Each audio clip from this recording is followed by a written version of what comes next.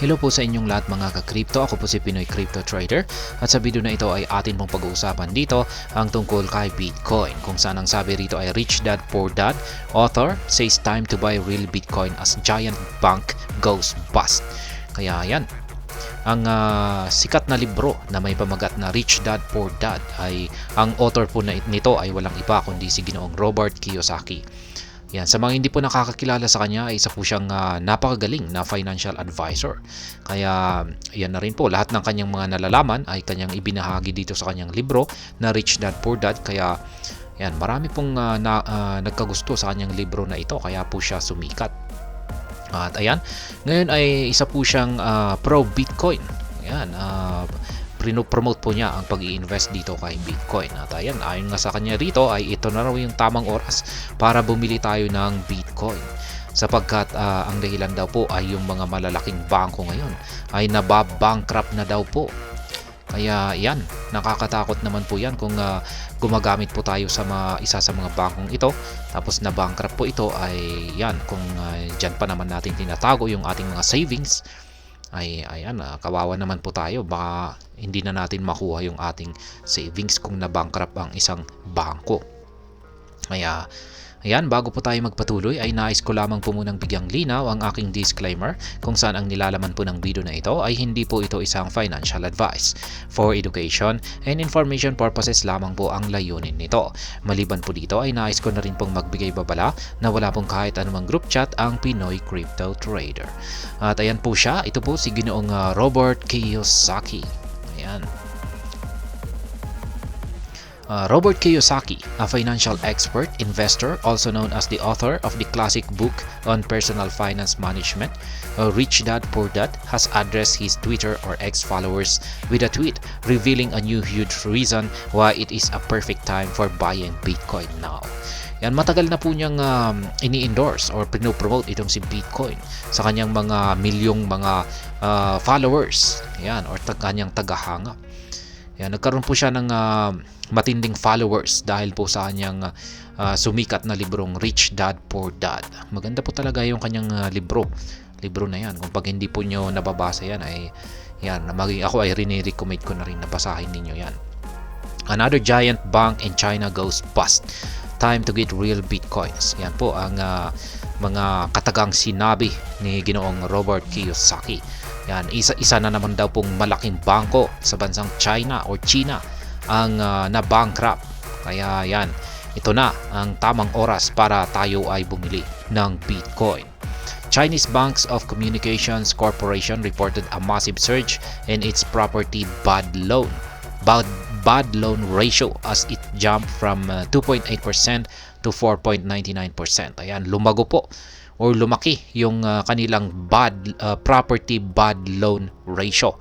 Mula po sa 2.8% ay umangat po ito ng 4.99% at hindi po maganda yan.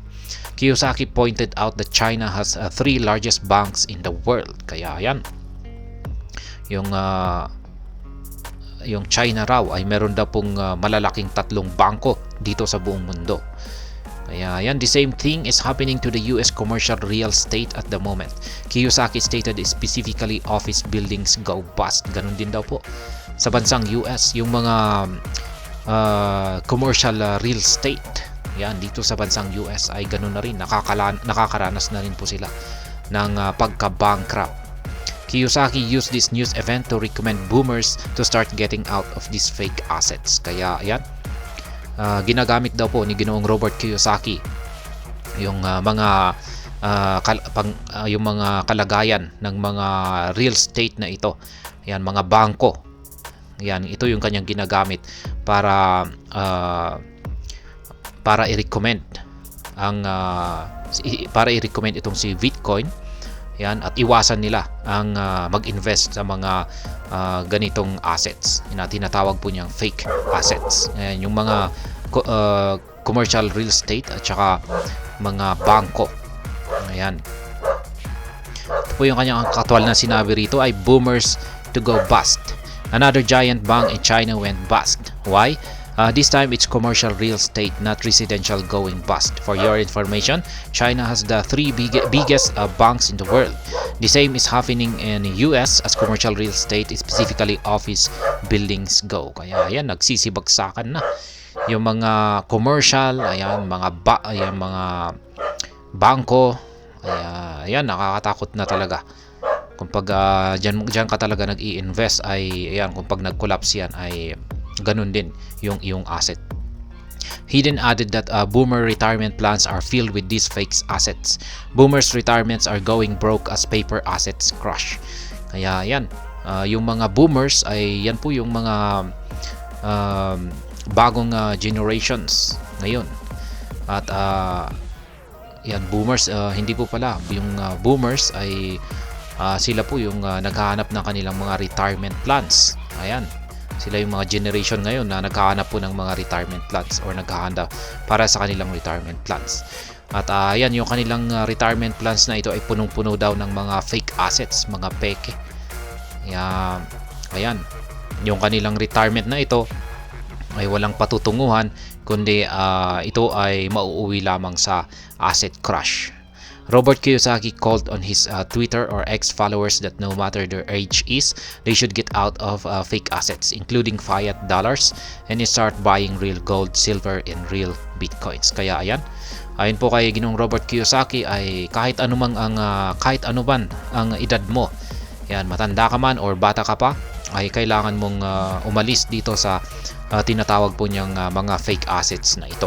At yan, kasama po dyan ang mga fiat currencies or ang dollars. Ayan, at simulan daw po nating bumili ng totoong asset. At yan po ang gold, silver, at saka ang Bitcoin. Answering a question if Bitcoin could be a scam, Kiyosaki tweeted that he does not care since it is no more scam than US dollar, euro, yen, or any other fiat currency. Kaya yan, meron daw pong nagtanong kay Ginoong Robert Kiyosaki kung si Bitcoin ay isang scam. Ngayon, ang sagot naman daw po ni Ginoong Robert Kiyosaki rito ay wala daw po siyang pakialam. Kasi ang mga US dollar, euro, yen at iba pang mga fiat currency ay mas scam daw po ito. Yan. Mas maituturing daw po niyang scam ang mga ito kumpara kay Bitcoin. Ayan, ibig sabihin sa madaling salita ay mas pinagkakatiwalaan po niya si Bitcoin kumpara sa mga fiat currencies. At ayan, hanggang dito na lamang po tayo sa video na ito. Sana po ay inyong nagustuhan ang aking paliwanag dito. Kung inyo po itong nagustuhan, pakiclick lamang po ang like button nito. Para naman po sa mga bago lamang dito, kayo po ay aking inaanyayahan para mag-subscribe.